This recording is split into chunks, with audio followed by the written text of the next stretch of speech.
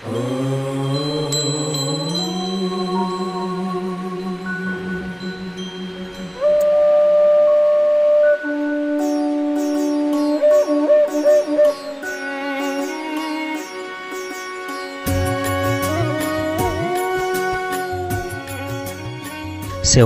हाम्रो आवाज मौलिक आवाज रेडियो माङ्सेबुङ 104.6 मेगाहर्जको तरङ्गबाट कार्यक्रम सेइङ लिएर प्रस्तुता मन्नुसाङ सुनिल शर्मा उपस्थित भइसकेको छु र मेरो आवाजलाई तपाईको रेडियो सेटसम्म पुर्याउन प्रविधिमा साथ दिँदै हुनुहुन्छ प्राविधिक मित्र सेन्स्याङमाजीले।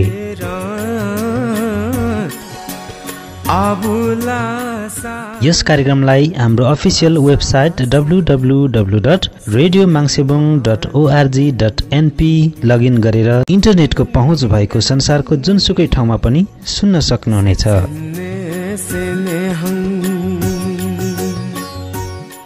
कार्यक्रम सेइङ प्रत्येक साताको आइतबार साँझ 7:30 देखि 8 बजेसम्म सुन्न सक्नुहुनेछ। श्रोता मित्र, कार्यक्रम सेइङबाट किराँत धर्मगुरु मुहिगुम अंशीमाङ लिङदेन आत्मानन्द सेइङ तथा किराँत धर्मगुरु आमा मुहिगुम अंशीमामाङ साम्बा पवित्र आङमा लिङदेन जीहरूले किराँत धर्म प्रचार प्रसारको क्रममा प्रदान गर्नुभएको अमृतमय आशीर्वचन सेवा साम्लो किराँत धर्म दर्शनसँग सम्बन्धित सामग्रीहरू सुन्न सक्नुहुनेछ।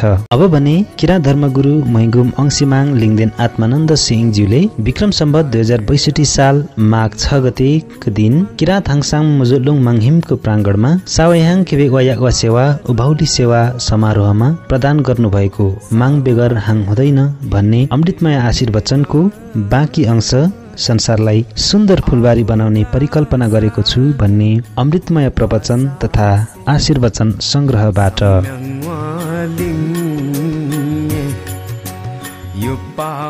अब यो संसारमा त्यस्तो प्रकोप त कति आउँछ। अब यो संसारमा त्यस्तो प्रकोप त कति आउँछ।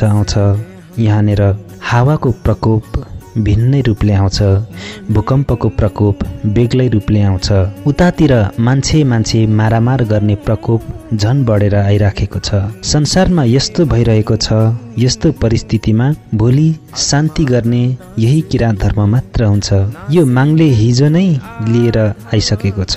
यो कुरा तपाईहरुलाई राम्ररी जान्नु, हामीले कहाँ सुख शान्ति र आनन्द पाउँछौं भन्ने कुरामा चाहिँ भोलि शान्ति पाउने ठाउँ भनेको नै यो किराँत धर्म मात्र हो। यो कुरा राम्ररी बुझिराख्नु।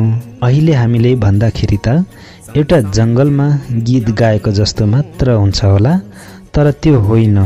मैले यस सम्बन्धमा अघि पनि भने यहाँ हाङ अथवा राजाको सवार भइसक्यो। राजाको सवार भइसकेकोमा हामीले स्वागत सम्मान गर्ने मौका पायौं, इज्जत गर्न पायौं। भोलि यहाँ अन्तर्राष्ट्रियका ठूला राष्ट्रपतिहरू आउँछन्, राजनेताहरू आउँछन् र तिनीहरूलाई पनि त्यतिकै सम्मान गर्नुपर्छ। हाम्रो विचार आदान प्रदान गर्नुपर्छ। संसारमा के हुन्छ भन्ने अप्ठ्यारा खालका समस्याहरू आउँदै गएपछि सोध्नु बुझ्नु संसारका मानिसहरू यही नै आउँछन्। त्यति बेला चेला भुलाहरू चङ्खो हुनुपर्छ। जताभावी बोल्नु हुँदैन, मुख बाँध्नुपर्छ। मुख बाँधेर सोचेर मात्र बोल्नुपर्छ। जताभावी खेते चाहिँ बोल्नु हुँदैन। इज्जत इमान सधैँ राखेर बोल्नुपर्छ। हिजो यहाँ हाम्रो मूल्याङ्कन भयो। अत्यन्तै इमानदारिता, स्वभावशील, संयमितताशील यस्तो किसिमको मूल्याङ्कन भएर गएको छ। यो मूल्याङ्कन हामीले कमायौं। यो इज्जत मैले पाएँ, मैले पाउनु नै तपाईहरूले पाउनु हो। त्यसकारण यो कुरा तपाईहरूले राम्ररी बुझ्नुपर्छ। अब म के भन्छु भने हामीले माग्वा माग्यौं, ज्ञान सिद्धि शक्ति माग्यौं, यो सबै पायौं। हिजोको दिनमा हामीले नसोचेको काम भयो। अब राजा सवार हुन्छ र यहाँ विश्व शान्तिको दीप प्रज्वलन गरिबक्सिन्छ भन्ने त हामीलाई थाहा थिएन र पनि त्यो काम हिजो सम्पन्न भयो। त्यसकारण अब हामीले राम्रो गर्दै जानुपर्छ। चेला भुलाहरूले राम्ररी सुन्नु, राम्रो विचार मिल्नुपर्छ, विचार एक बनाउनु पर्छ। एक ढिक्का भएर बस्यौं भने कसैले छुन सक्दैन। त्यही चाहिँ तपाईहरुले सुन्नु, किनभने हामीमा एउटा शक्ति छ, त्यसले हामीलाई बचाउँछ। त्यो चाहिँ म ग्यारेन्टीका साथ भन्न चाहन्छु। हाम्रो तपस्याले एउटा शक्ति प्राप्त भएको छ, त्यसले हामीलाई बचाउँछ। त्यसले गर्दाखेरि हामी सबैको मन मिलाएर बस्नुपर्छ। जब जब पृथ्वीमा अशान्ति हुँदै गयो भने हामी एक ढिक्का हुँदै जानुपर्छ। यहाँ मात्र नभएर संसारमै त्यसरी बन्दै जानुपर्छ। एक ढिक्का भएर एकता भएर जानुपर्छ। एकता हुँदै गयौँ भने कसैले छुन सक्दैन। त्यो एकतामा माग बसेको हुन्छ। माग बसिसकेपछि कसैले छुन सक्दैन। यो चाहिँ तपाईहरुले सुन्नु, राम्ररी बुझ्नु। तर हामीमा बाज्ने, जुझ्ने, हामीमा भनाभन गर्ने, नराम्रो किसिमको विचार राख्ने जस्ता कुराहरू पर हटाउनु पर्छ। यस्ता कुराहरू आत्माभित्रबाट निकालेर फाल्नुपर्छ। हामी एउटै हौं, हाम्रो एउटै विचार हो भनेर मिलेर जानुपर्छ। अनि हेकेल र तङसिङ माङपेकमा पोङ, खेङसिङ माङपेकमा पोङ, अनि मात्र हामीलाई राम्रो हुन्छ। मनुष्य राम्ररी बाँच्न सकिने तरिका चाहिँ त्यो हो। हामी बलियो छौं भनेर उफ्रिँदै गर्यो भने त हुँदैन। त्यसले त थाम्दैन। त्यसले गर्दाखेरि राम्रो विचार, राम्रो आत्मामा सत्यको बास हुन्छ। सत्यको बास भएपछि बाँच्न सकिन्छ। र कुरा चाहिँ यो हो, मेरा भक्तजनहरू हो, मैले यो भन्दा पहिले पनि एउटा साना भविष्यवाणीहरू तपाईहरुलाई भनेको थिएँ। मैले भनेको मेरो भविष्यवाणी छापिएको छ, त्यो तपाईहरुले हेर्नु। त्यो भविष्यवाणीहरूमा के छ, माङले जुन दिन मलाई दृष्टि दियो त्यो कुरा सबै मैले तपाईहरुलाई बताइ पो सकेको छु है। अब यस्तो हुन्छ भनेको यस्तो हुन्छ है भनेर श्रीदेखि शुभमसम्म, सुरुदेखि अन्तिमसम्म भनिसकेको छु तपाईहरुलाई। ती कुराहरू सबै ख्याल गर्नुहोला। पछि गएर यस्तो हुन्छ भन्दाखेरि अब नराम्रो हुन्छ भनेको थिएँ नि। तपाईहरुलाई पश्चिम दिशाबाट नराम्रो भएर आउँछ है। यो मुलुकमा भन्दै के आयो होइन, के आउँदैछ, के जाँदैछन्, के आउँदैछ जाँदैछ, साध्य नै छैन। यहाँ यस्तो स्थितिहरू छन्। जब भूकम्पको प्रकोप भन्नुहुन्छ भने संसारलाई घेरा हाल्न थाल्यो। अब भूकम्प फुत्त गरेर जान्छ। अब भूकम्प कुन दिन ठुलै जान्छ त्यसले पनि निकै संहार गरी छाड्छन्। तपाईहरु हेर्दै हुनुहुन्छ भूकम्प आएपछि कस्तो हुन्छ भन्ने कुरा। अहिले त साधन छ, टिभीबाट हेर्न सक्नुहुन्छ, रेडियोबाट सुन्न सक्नुहुन्छ, पत्रिकाबाट हेर्न पाउनुहुन्छ। अब एउटा समुद्र उम्ल्यो भने एउटा देश स्वात्तै डुबाइहाल्छ। हाम्रो त समाउने ठाउँ पनि हुँदैन, टेक्ने ठाउँ पनि हुँदैन, अडिने पनि ठाउँ हुँदैन। त्यस्तो हुन्छ। माङको खेल भनेको जान्न सकिँदैन। मैले तपाईहरुलाई त सुनाइसकेको छु। मैले त्यो सुनाउँदाखेरि कतिजनाले मलाई विरोध पनि गरे, धेरै कुराहरूमा विरोध गरेर आए। पहिलेका युगमा पनि यतिकै मान्छे फैलिएका थिए। त्यति बेला पनि वैज्ञानिकहरू थिए। पहिला त यसो गर्दा निको हुने, यसो गर्दा मरिजाने, यसो गर्दा उडी जाने, यस्ता खालका काम गर्न सक्ने वैज्ञानिकहरू थिए। ती शक्तिहरू पनि माङले सबै खिचिदिएपछि के भयो त भन्दाखेरि संसारै एकपल्ट समाप्त भएको थियो। जलमग्न रूपमा नदी आउने, पानी समुद्र हुने, अनि त्यो समुद्र सुकेपछि अहिले हाम्रो बसोबास हुँदै आयो। हामी फैलिँदै अहिलेको संसार ढाकेका छौं। अब पछि पनि त्यही हुन्छ। फेरि हाम्रो भाषामा त्यसलाई ईद भन्छ। त्यसले पछ्याउँछ। त्यो त्यस्तो हुन्छ। पहिले पनि मान्छेहरू संसारमा धेरै फैलिएका थिए। त्यसरी फैलिएका मान्छेहरू मारामार गरे। तल्लो घर, पल्लो घर, माथिल्लो घर मान्छेहरू मारामार गरे। त्यतिखेर पछि ठुला राजा, शक्तिशाली राजाहरू थिए र तिनीहरू पनि सबै सखाप भएर एकपल्ट संसार नै उजाड भयो। त्यसरी संसार सखाप भएपछि फेरि सृष्टि भएको छ र हामी अहिले संसारभर फैलिएका छौं। चीनमा कति अरब छन् भारतमा कति छन्, अमेरिकामा कति छन्, नेपालमा कति छौँ, विश्वमा नै कति छौँ मान्छे। अब पछि गएर त्यही नै हुन्छ।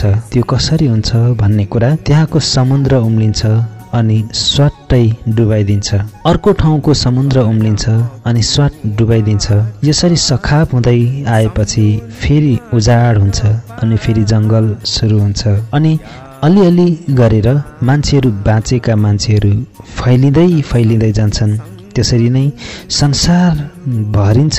हामी अहिले एक किसिमले सम्झेर ल्याउँदा त युगहरू हेर्दा, जमाना हेर्दाखेरि, मान्छेहरू उम्लेको देख्दाखेरि अन्त्य स्थलमा आइसकेको रहेछौँ भन्न सकिन्छ।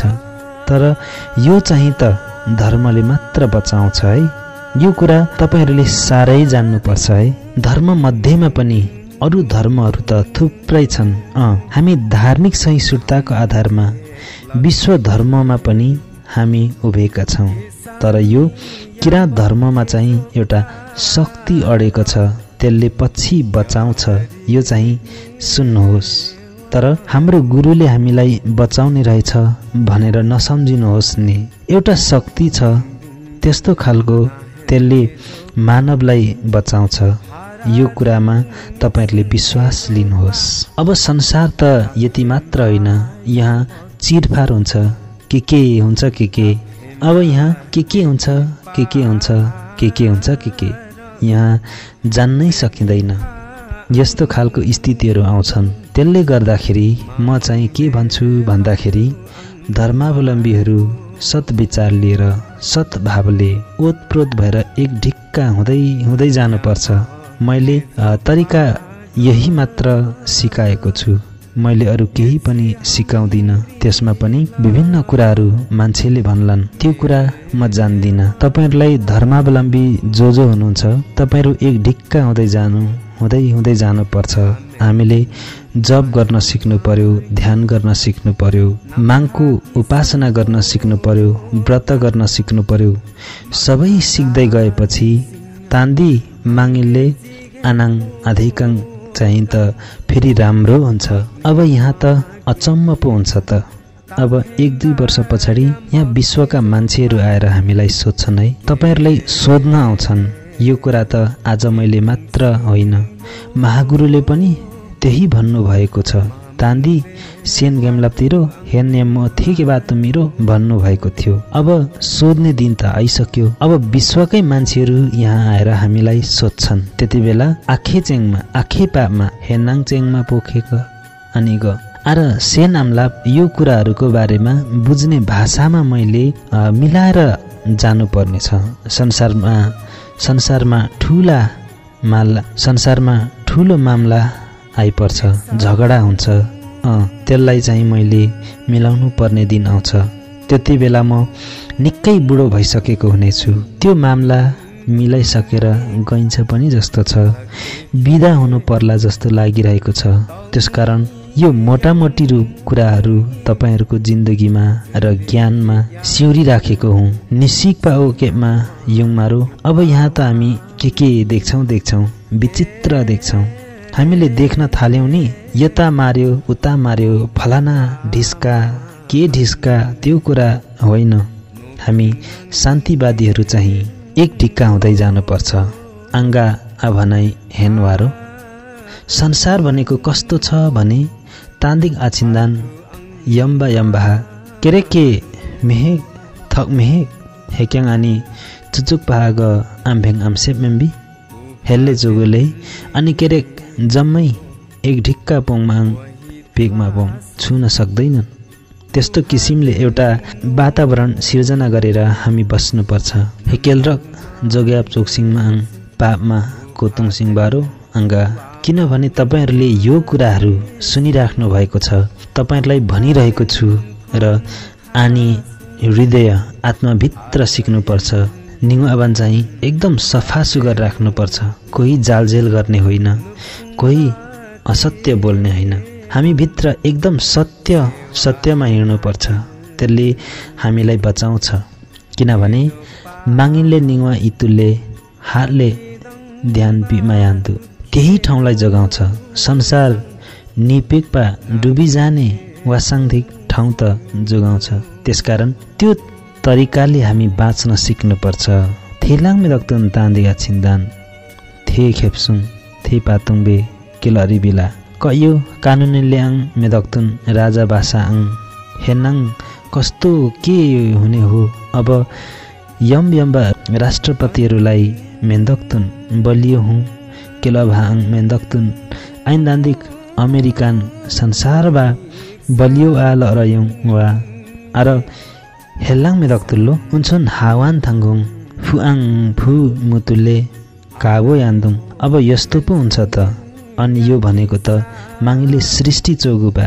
तपाईँहरूले राम्ररी सुन्नु, यो सृष्टि भनेको माङको सृष्टि हो। कङ्ग मनारे आज गुम्बा डल्ला डल्ला बनाएर राखेको जस्तो त होइन। त्यो मार्तोलसँग बनाएको डाँडा खोला नाला बनाएको जस्तो होइन। हेन चित्रकारले यस्तो फोटोहरू देख्छन् कि त्यस्तो पनि होइन, यो त माङको सृष्टि हो। अनि म एउटा के भन्छु भन्दाखेरि संसार कसरी अन्त्य हुन्छ भन्ने कुरा चाहिँ हिजो सृष्टिमै अन्त्य गराउने चिज जन्मेको छ।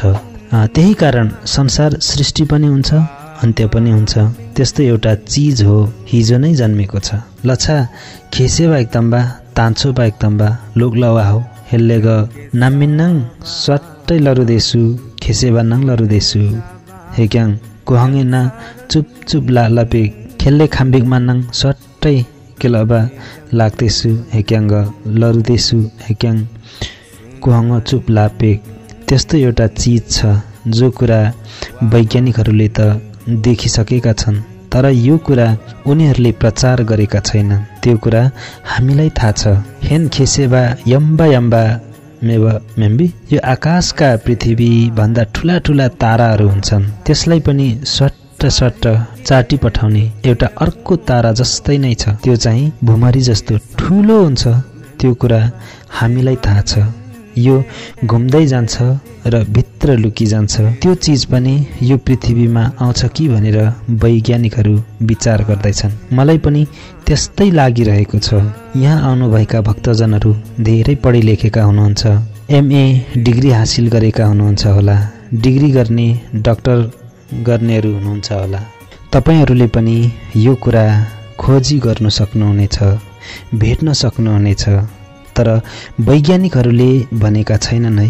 यो कुरा त अहिले अन्तरिक्षमा जाने अभ्यास मात्र गर्दैछन्, तर त्यो चिजहरूको डरले गर्दा अन्तरिक्षमा जान सकिराखेका छैनन्।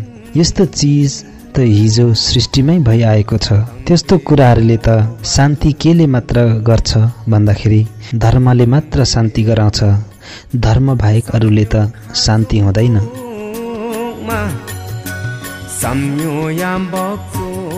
आदरणीय श्रोता मित्र, तपाईँ सुन्दै हुनुहुन्छ हाम्रो आवाज मौलिक आवाज रेडियो माङ्सेबुङ 104.6 मेगाहर्जको तरङ्गबाट कार्यक्रम सेइङ। अब भने कार्यक्रमको निर्धारित समय सकिनै लागेको प्राविधिक मित्रले सङ्केत गर्दै हुनुहुन्छ। श्रोता मित्र, कार्यक्रमबाट मैले पनि बिदा लिने बेला भयो। तपाईँलाई कार्यक्रम कस्तो लाग्यो? सल्लाह सुझाव र प्रतिक्रियाको लागि रेडियो माङ्सेबुङ 104.6@gmail.com साथै हाम्रो स्टुडियोको नम्बर 98 668 90 233 मा फोन गरेर पनि सल्लाह सुझाव र प्रतिक्रिया दिन सक्नुहुनेछ। श्रोता मित्र, तपाईँले आजको कार्यक्रम अवधिभर सुनेर साथ दिनुभयो। तपाईँलाई यरिक नोगेन साथै मेरो आवाज तपाईँसम्म पुर्याउन प्रविधिमा साथ दिनुहुने प्राविधिक मित्र सेन्छ्याङमाजीलाई पनि यरिक नोगेन भन्दै प्रस्तुता मनोसाङ सुनिल शेर्मा आगामी हप्ता यसै अमृतमय आशीर्वचनको बाँकी अंशको साथ उपस्थित हुनेछु भन्दै यो सुमधुर गीत छोड्दै बिदा हुन चाहन्छु। रेडियो माङ्सेबुङ सुन्दै गर्नुहोला।